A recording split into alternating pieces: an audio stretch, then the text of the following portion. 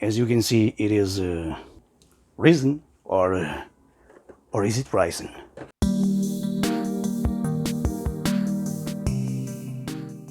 Greetings, welcome to another Deckard Games YouTube PC building thing, and today we have a outlet and sales PC build because, well, we are in that time which is back to school, and a lot of people are searching for a computer and hardware to assemble one. So this will be a kind of guide to get some discounts on computer hardware, and to start a disclaimer that different markets have different prices, so this video doesn't mean that you will find this specifically hardware at the price that I got. So there's that, which leads me to my first tip, which is be patient, take your time, and well, a lot of stores, they don't have outlet prices or hardware on outlet prices. A lot of them do have one, but they don't publicity it. So yeah, do your research, see if your local retailer has some outlet hardware to sell, hardware that, well, was used and then returned to the reseller, or maybe refurbished by the manufacturer that is missing some components or some accessories or stuff like that, and you can get them at a discount. Other thing is to keep an eye out for sales, because well, you can get some pretty nice hardware with some cool discounts. So sure. So tip number one, be patient, stay cool, take your time, and put some effort into searching through your local retailers what the best deal is at the moment. So in my case, we are going to start with our motherboard, which comes in this Asus ROG Strix B550F Gaming, which it's not. Well, it is a motherboard indeed. Let us take this thing out of here. And it is indeed a socket AM4 motherboard, but as you can see, it is from Gigabyte. This is the Gigabyte AB350M Gaming 3, a micro ATX motherboard, and I found this on a outlet pricing because it is the motherboard only. No I/O shield, no accessories, no nothing, just the board, and I've paid for it. And I'm gonna say the prices that I've paid in euros, and I'll convert it to dollars around here somewhere. I paid for this 20 euros. A new-ish motherboard, just missing the I/O shield, missing the box, of course, and its accessories, which were maybe, I don't know, a couple of SATA cables and the manual, something like that. So sure, 20 bucks, so sorry, 20 euros. It will be a little bit more in dollars, but 20 euros for a AM4 motherboard from Gigabyte, which is cool. Of course, that we need a CPU to put in there, and in this case we are going to use a Ryzen 5 1600AF, which is the new version of the original 1600, and I paid for this MSRP because finding deals on a CPU is not an easy thing. So sure, full price on this one, which was 122 euros. There's CPUs cheaper than this, the 1200 or even an A series or something like that, but at this time I absolutely recommend going for more than 4 cores, unless you get a 4-core 8-thread CPU. This is a 6-core 12-thread CPU from AMD, which leads me to my second tip, which is ask for advice build a relationship with your retailer, because, well, in this case I am using AMD stuff, an AM4 motherboard, a Ryzen CPU, but you can go Intel, so sure.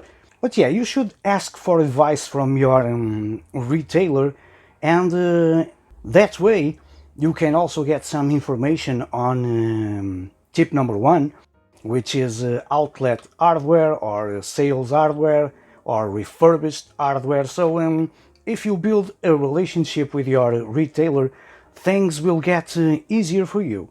So I suppose we should put this guy in our motherboard.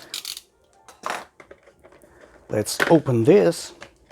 Here we have our CPU.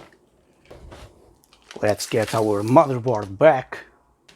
And to put this thing in place, we just open up the lever. We pick up our CPU, which has a little arrow on a corner that goes into the arrow on the motherboard socket. Something like this. You can give it a little wiggle to make sure it is in place, and just close the lever.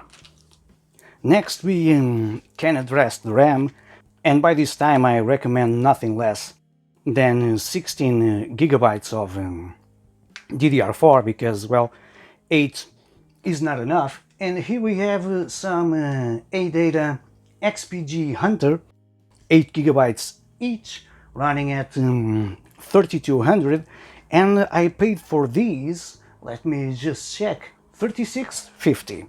So 36 euros and 50 cents for each. So it is times 2, because if you can, dual channel is an obvious thing to do. So sure, let's put this in place. And to put these two in place, well, first we should remove it out of the box. That would be a good thing to do. They have the heat spreader and stuff like that, so I believe you can get cheaper RAM than this, but, well, they would come bare bone or with a simple sticker on it. I prefer, for, I don't know, a couple of bucks more to buy something that has a heat spreader, and well, it is fast, so sure. To install the RAM, align the little notch on the RAM module with a notch on the RAM DIMM socket, and like so. Put it there and push it in place. Always check on your motherboard manual which one is the first and secondary channel. Usually the first one is the right one, so this one, and these two, the black ones, are the other. So module 1 is in place, and the next thing to do is to install the second one. It is the same process. After you install the first, the second one is exactly the same, like so. And 16 gigabytes of RAM DDR4 are installed. So next step is to install our cooler. This comes with the stealth cooling solution from AMD, but we are not going to use this. Instead, we are going to use a Wraith Prism cooler, also from AMD, of course, which is this one, a way more robust cooler with copper and stuff like that, and of course some sweet RGB going on. Now obviously this stock cooler doesn't belong in this CPU. Again, the stealth is right here, which leads me to my third tip, which is as simple as be nice. Just be nice to your retailer. Don't complain about prices, for example GPU prices, because it's not their fault. Just be nice. Again, following up my second tip on building a relationship, just be nice to people in general. And if you're buying a new PC, at your local store or local retailer, be nice to them. And if you are nice, they will probably be nice to you also, because something like this they will probably have in the back, because people who buy mid-range or above CPUs, they probably won't be using the stock cooler, so they will end up selling it or just leave it at home. And in other cases, when a build is made at that same store, it is not a DIY thing, the store will install a more efficient air cooler chosen by the client, of course, or an AIO or something like that, and you will keep these at the back for, I don't know, testing and stuff. It doesn't matter. A lot of stores have a lot, and I mean a lot, of stock coolers. After being nice, just ask for something. Don't demand stuff, obviously. That would be stupid. Just politely ask for stuff. If you're buying something like this, in this case an AMD machine, I have a stealth cooler right there, which is okay, by the way. You can use this one, no problem. But the tip is, if you want to ask for something, just again, do it in a pleasant way.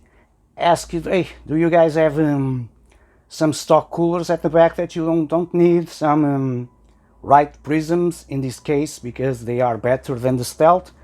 And if they are nice guys, they will, I don't know, offer you one of these, or charge you $5 or something like that, which is ridiculous, and you can have a better cooler than the stealth. But again, this is a tip. If you want to use the stock cooler, that is okay. So let's put this into place. I am using some Arctic MX4 because I want to, and there is absolutely no problem whatsoever in using the thermal paste that comes pre-installed with your cooler. I'm using Arctic MX because, well, I've used this one already, so I had to clean it. So we are using some fresh thermal paste, but again, no need. And to install a socket AM4 cooler, you have the brackets on the cooler that will secure to the brackets on the motherboard. Another tip: when you buy a motherboard, before installing one of these things, always check if the screws are in place, which in this case they are, because well, you if they are loose, you may not get the correct amount of pressure on your CPU. So that one is in place. After both brackets are in place, which they are, you just push this lever, which will make some pressure, so no problem with that. And you can plug your fan into your CPU fan header. I always do this. I will probably not leave the cable like this, but in case I forget, I always plug it in immediately. So sure, let's take care of some storage now. For main storage, we have this M.2 from Kioxia. It is the 2280 PCIe NVMe 215 gigabytes. It is the X-Series series of M.2s, so sure. And I paid for this at sales price, something like 38 euros and 50 cents, something like that. So sure, it is way faster than your regular SSD, and it will go into our M.2 slot on our motherboard. So let's open this.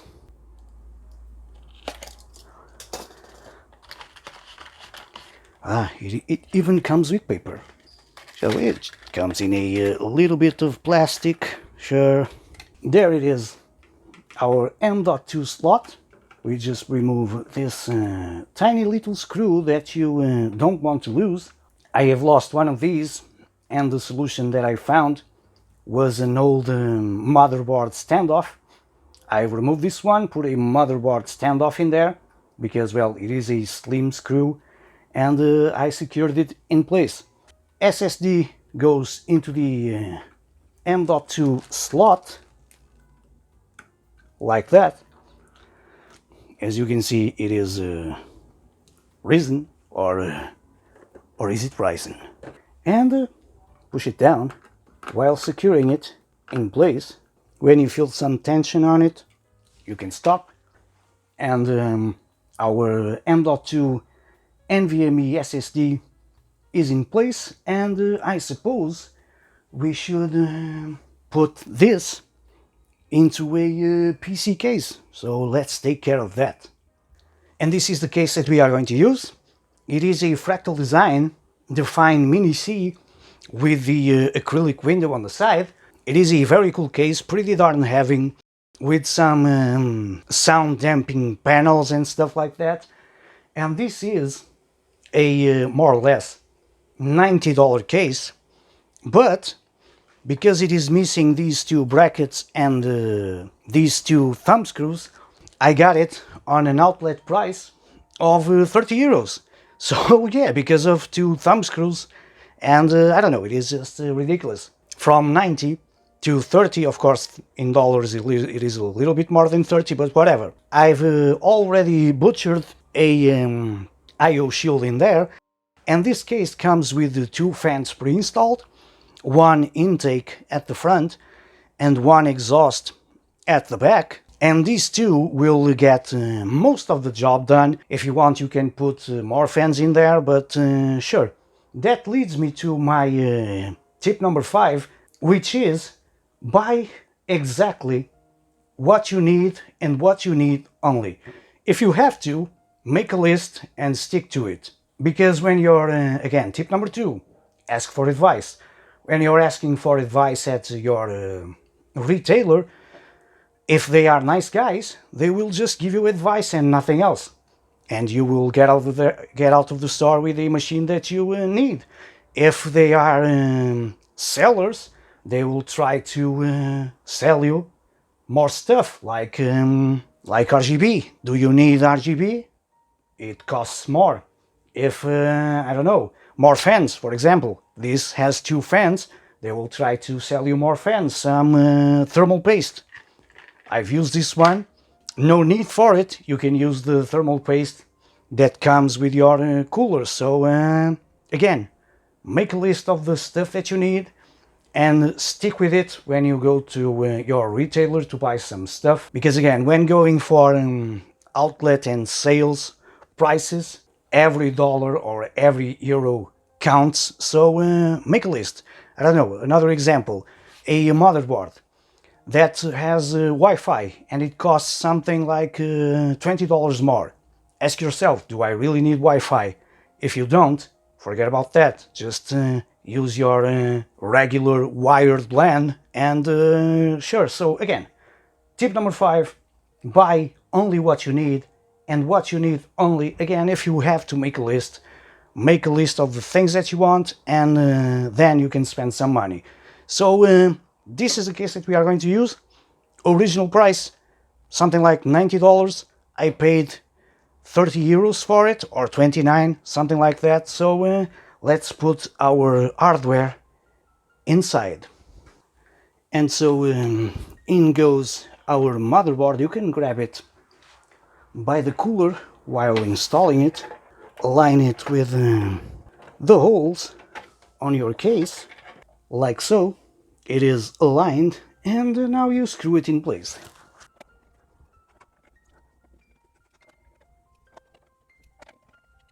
So motherboard is in place, and we should route some cables, so let's take care of that. For mass storage, we are going to use this regular SSD from Maxtor, the Z1 or Z1, 480 gigabytes, which I got again on sale for 40 euros or 39.90. For this price you can get something like a 1 terabyte classic hard drive, a mechanical spinning hard drive, but I don't want to. In 2021, mechanical spinning hard drives, well, for mass storage, they are okay. For backup things, I use mechanical hard drives for backing up my videos and stuff like that. But to have on a machine working, I prefer SSDs. So let's open this thing. It comes in a little anti-static bag, and there you have it. That's it, a black box with the Maxter logo on it. So sure, 480 gigabytes.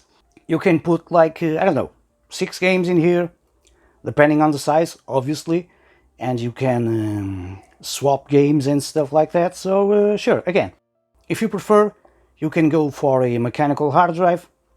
For me, it doesn't make much sense in 2020 2021, so sure. So in goes our SSD into this bracket kind of thing that secures with this thumb screw, like so. I'm gonna tighten it just a little bit so it doesn't vibrate. And this one plugs with your regular SATA cable. Again, a motherboard with no accessories, but tip number 3, be nice, don't complain about everything, be polite, asking for stuff. They have tons of these, and if you're a nice guy, they will offer you one of these. If they don't, I will. So sure, it is a freaking SATA cable. Again, be nice and ask for one. So SATA cable plugs in there, and we need a SATA power connector, which can be this one, because why not? They are all the same. Now obviously all of this hardware needs power, and for that we are going to use a Seasonic power supply, 650 watt and 80 plus bronze. It has come to my knowledge that these are not manufactured by Seasonic themselves. Seasonic apparently only produces gold plus and above, but still, it is a Seasonic power supply, so it has some quality behind it. Again, you can go with something cheaper than this. You can pay like 25 euros or something like that for a power supply, but well, it is a key component on a machine and its performance and functioning well. So sure, this one I got on sale for 50 euros or 49.90. So sure, it is a power supply from Seasonic, and we should put it into our machine. And when everything is ready, you should start plugging some cables. The 24-pin power connector. Do not forget to plug your EPS cable, which usually is a pain to do, but with this cooler is quite okay. Plug your USB cables, USB 3, your RGB USB thing for the cooler, your front audio thing. So sure, plug all those in. Don't forget to plug your fans into your motherboard, which this one plugs up here. And last but not least, plug your front I/O, which is always nice, a nice thing to do. And you can refer to your motherboard manual. You have all the info in there.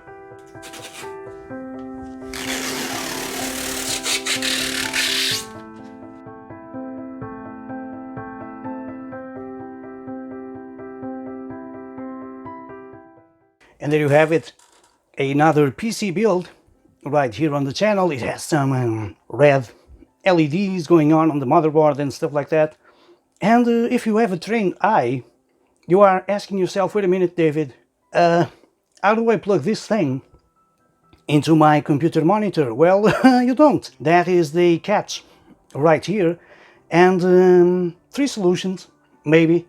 One of those is, well, you can buy a CPU with integrated graphics, which this one doesn't have. You can buy a new GPU, which I absolutely not recommend doing right now because of stupid prices, or you can use the second-hand market or the used market and grab a cheap GPU. I recommend nothing less than 2 gigabytes of VRAM with, well, I prefer 4 gigabytes of VRAM, but sure, those are all options. The one I would prefer, it is to, I don't know, search the second-hand or the used market for a decent GPU at a decent price and save money for when modern day GPU prices come down. But well, that is up to you. It is something that I didn't want to put in this video because it is a very personal decision, money, and well, it is up to you again. You can either choose a CPU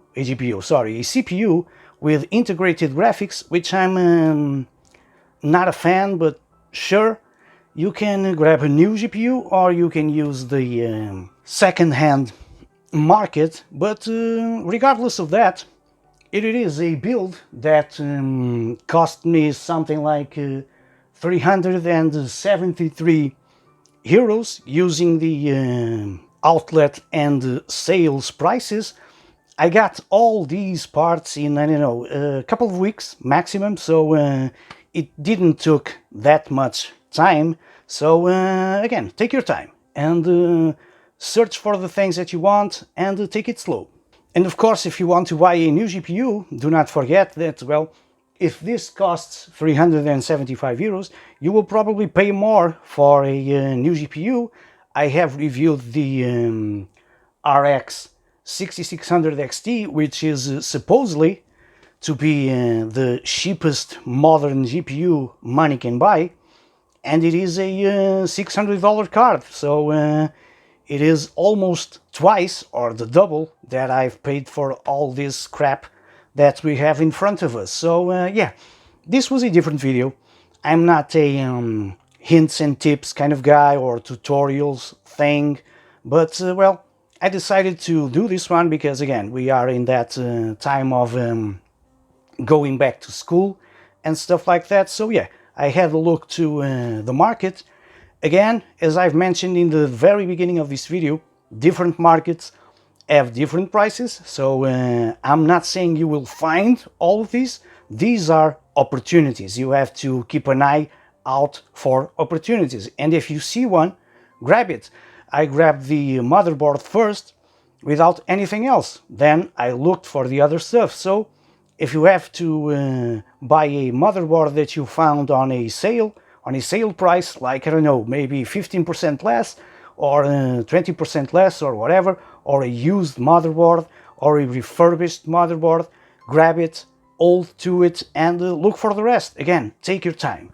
So I hope you enjoyed this kind of tutorial, hints and tips on buying a brand new PC. Again, this is a 6-core, 12-thread CPU. CPUs age very well right now, so there's that also. But I hope you enjoyed. Again, some hints and tips, and well, this was also kind of a tutorial on how to put your PC together. It's a DIY kind of thing. Also, leave it a thumbs up if you like it, because I like your likes. Subscribe to the channel, click that button down here somewhere, click that subscribe button, because your support is always very much appreciated. Remember that you can follow me on social media on your new PC, because social media is the thing. As always, thank you very much for watching this thing that you just did, and until my next video, please do take care.